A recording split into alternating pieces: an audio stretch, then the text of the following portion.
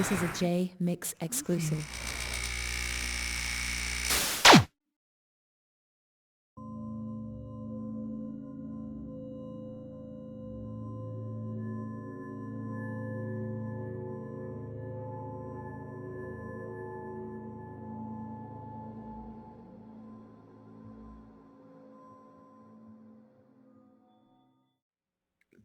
Do you know why All Eyes on Me was briefly distributed through Island Records?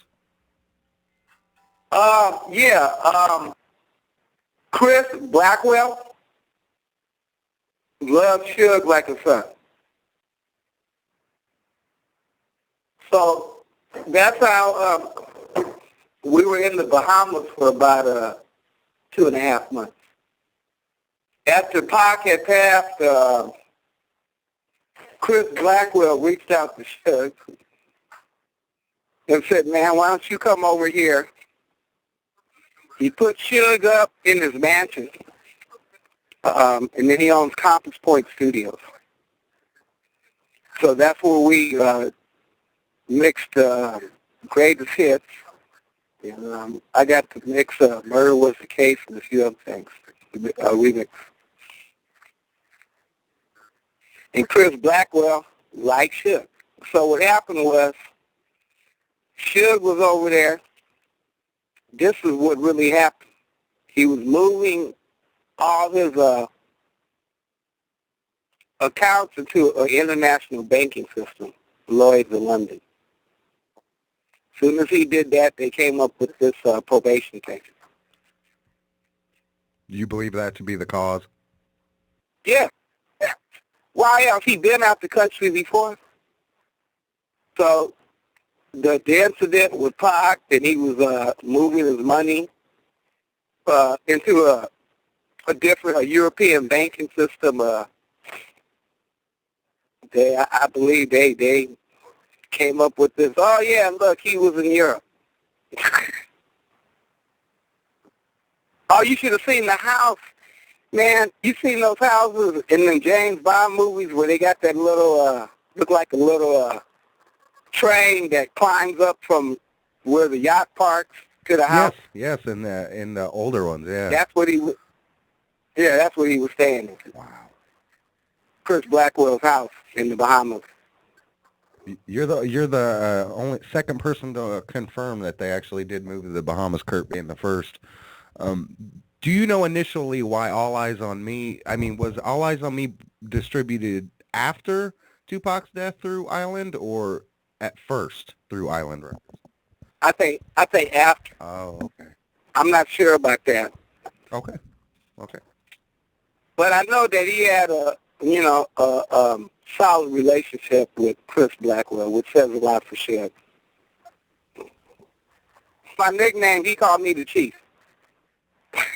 Where did that nickname derive from? They made me the chief engineer. They had a meeting, and they said that I was the number one person to cut vocals, any type of vocal, plus of where I came from and stuff. And then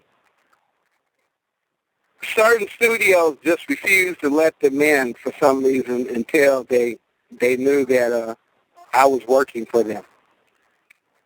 So all of a sudden, I got us back in like Record Plant, Westlake, Larrabee North, all the great studios in L.A. Do you think that they were just leery of the death row kind of persona that was out there, or was it just something personal with Suge that they wouldn't let him record? They were just leery. It's like we were. I'll give you another example. So at that point, when we were at Compass Point, Lenny Kravitz worked there. He didn't want to come in because Death Row was there. The owner of the studio, him and his wife, they talked to Lenny Kravitz. They said, wait a minute. Those are just stories. These are real nice people. They're hard-working people. They're in here making great music. So toward the end, Lenny Kravitz came up there, and he had a track for Danny Boy. Really? Yeah, I'm serious. Yeah, everybody same thing. everybody realized, you know what, a lot of this is just hype. You know, Lenny Kravitz, same thing. He found out from the owner there that, wait a minute, these are good people. So he had a track. The only reason he didn't come with the track for Danny Boy, Suge went to jail. But he actually had a track for Danny Boy. And then Suge was like, he said, you know what, we should come over here, work for a while. We can shoot videos over here. He was going to, we were going to go out, look at some apartment buildings to buy, and he was going to move most of the, artists and crew over to the Bahamas. Not to go off topic on you, Rick, but I was listening to the interview and I looking on the online and the boards and stuff, and you don't have to answer, but Suge Knight was shot in the head, correct? People argue that. Yeah. They say it was a strapped piece of glass and he wasn't shot. No. When we was in the Bahamas, we were sitting up one night, and it got to that conversation, and then the man sat up there, tears in his eyes, and talking about how much that he loved and missed his younger brother, Tupac. And then he was showing us, he said, look, I still got part of a bullet right here in my head. I personally went and looked at it. That's part of a bullet in his head. He got shot in the arm, too. What he did is, Suge moved like a cat. So when they started shooting, Suge had on a vest. Pac, for some reason, stopped wearing his vest because he wanted to show his tattoos off and jewelry and stuff. Suge jumped from the driver's seat and straddled Pac to try and protect him from the bullets. And then he always tells the story. He said, we got him. He said after it went down, he said, Pac, he looked down, Pac was a mess. The same thing. He said, first thing came out of his mouth, man, are you all right? Didn't think about himself once again. Man, are you all right? And that's the way Pac was. He's worried Suge was all right. He was a mess.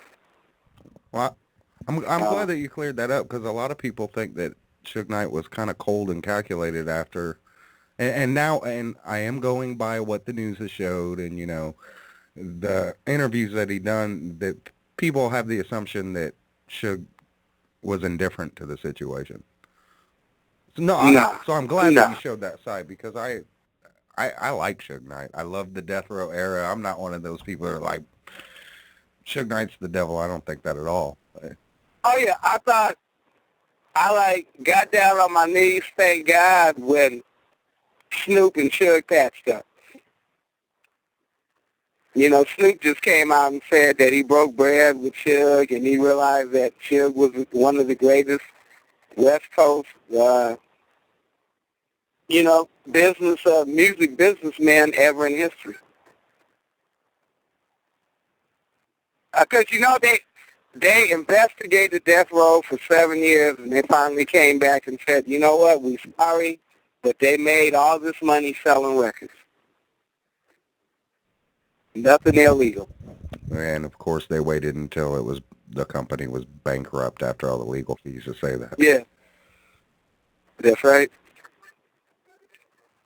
That's right. Do you know anything about a negotiation with Priority Records to release the Machiavelli album?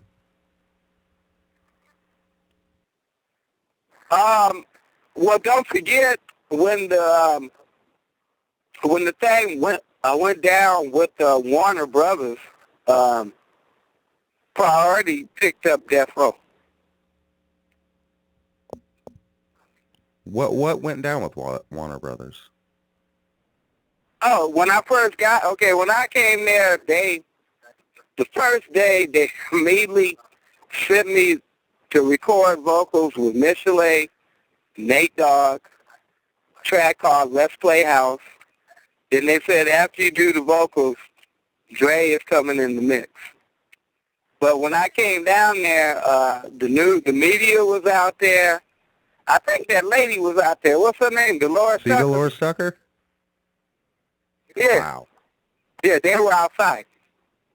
So Warner Brothers said, look, if you all release the gangster rap, we're going to drop you from the label.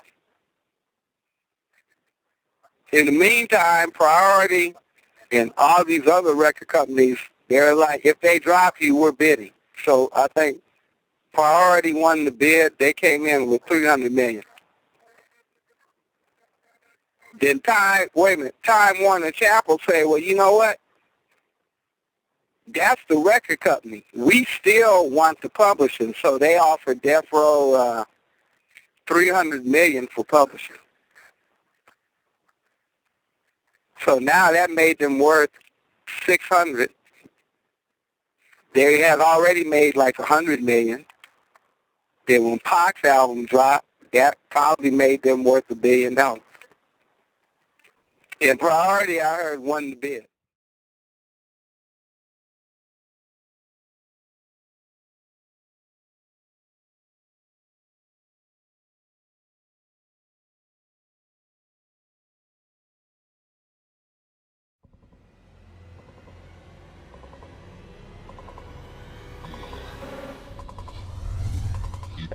Yeah.